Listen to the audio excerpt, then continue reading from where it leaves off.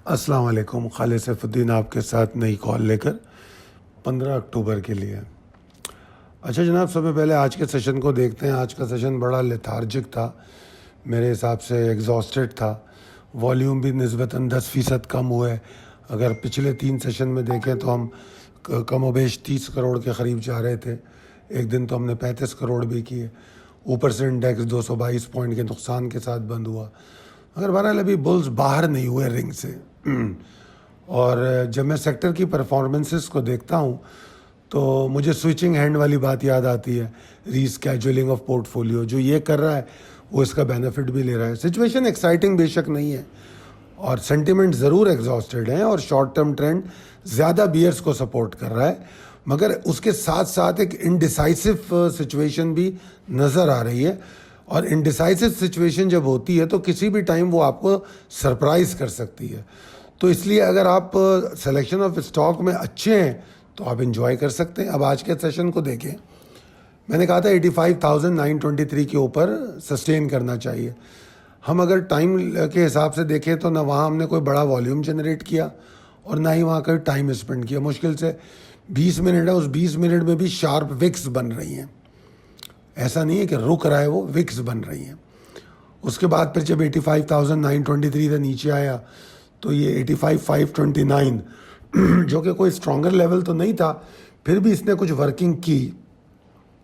और जब ये टूटा तो फिर सीधा डाइव डाउन सिचुएशन हुई 85,156 की। गो के क्लोजिंग 100 पॉइंट ऊपर आ गई एवरेज में, मगर आई डोंट थिंक के जो ओवरऑल अगर आप आधा घंटा देखें आखिरी तो उसमें सेलिंग प्रेशर ज़्यादा नज़र आया।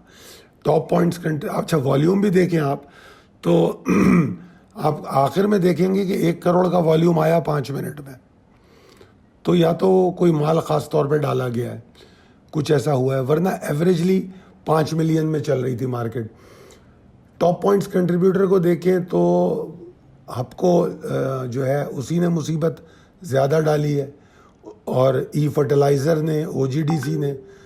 बाकी रिफाइनरी की परफॉर्मेंस अच्छी थी, इवन फर्टिलाइज़र की भी अच्छी थी। और अगर आप ओवरऑल देखें तो तब्दील हो रहे हैं। जो पहले सेक्टर परफॉर्म नहीं कर रहे थे, जैसे इंजीनियरिंग को उठा लें तो उसमें कुछ एक्टिविटी हुई, ठीक है ना। और अगर आप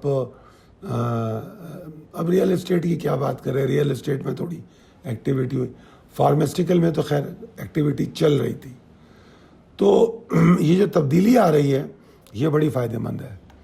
इससे उम्मीद बरकरार रहती है कि शायद अब जैसे आज अगर हबको एग्जॉस्ट हो गया और हबको जिस तरह आज 268 पॉइंट गिराए, अगर हबको कल ना गिराए तो मार्केट में तेज़ी कर सकती है। 268 पॉइंट बहुत होते हैं। अब पॉसिबिलिटीज एंड स्ट्रेटजीज़ पर मेरा मौक़िफ़ कोई तब्दील नहीं हुआ, कमोबेश वही है जो मैंने कल की कॉल में कही है, वीकेंड पे जो कही है। थोड़ी सी तब्दीली ये है कि मैंने 85,729 को एक उम्मीद करार दिया है। अगर यहाँ वॉल्यूम बनते हैं तो एक शॉर्ट वेव बनेगी, दोबारा 86,000 की तरफ जाने की मार्केट कोशिश करेगी।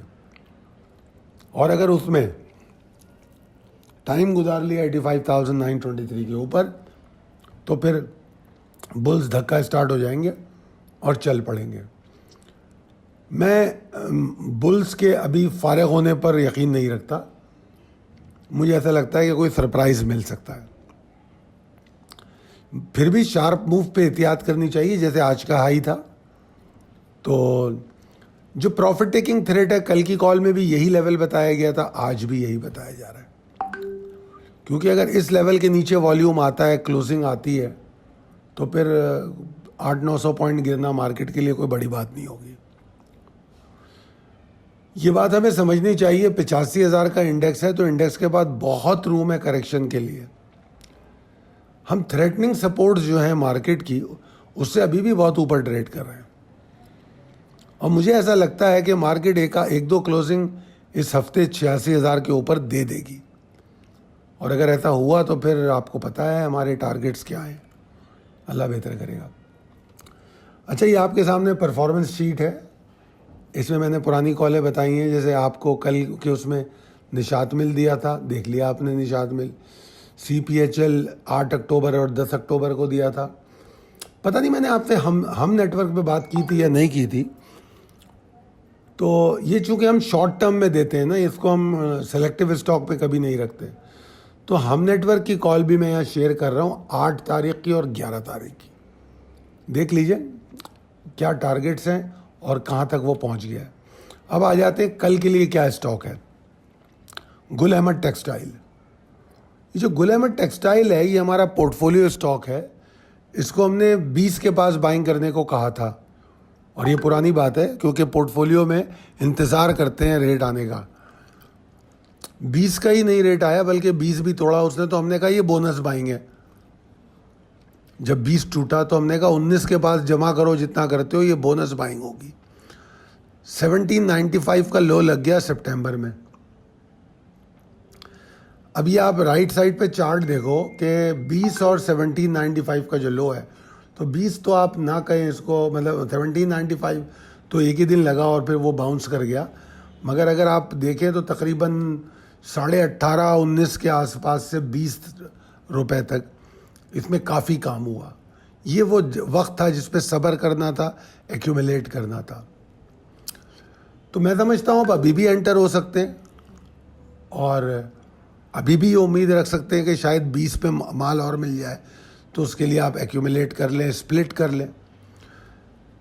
और ये तो हो गई मीडियम टू लॉन्गर टर्म के लिए, इसको होल्ड करना चाहिए। मगर यहाँ पर मैंने एक और बात भी की है शॉर्ट टर्म ट्रेडर्स के लिए, और वो ये है कि अगर ये 21.35 के ऊपर कल वॉल्यूम जनरेट करता है तो 21.75 और 22 तक को टारगेट कर सकता है। लेवल सारे दिए हुए, इनको देखें, समझें, उसके हिसाब से काम करें। उम्मीद करता हूँ कि आपको ये कॉल्स हेल्प कर रही होंगी। अगर ये कॉल हेल्प कर रही हैं तो हमें ज़रूर बताइए कि आपके हम किसी काम आ रहे हैं या नहीं। और अगर आप कोई अपना फीडबैक देना चाहें तो इस वीडियो पे दे सकते हैं। और अगर आप इन कॉल्स को रोज़, क्योंकि हम डिफरेंट कॉल्स देते हैं, अगर इन कॉल्स को लेना चाहते हैं तो 0345619043 पर रब्ता करें। उम्मीद करता हूँ कि आप लोगों की सेहत और पोर्टफोलियो की सेहत दोनों अच्छी रहेंगी। बहुत शुक्रिया। अल्लाह हाफ़िज़।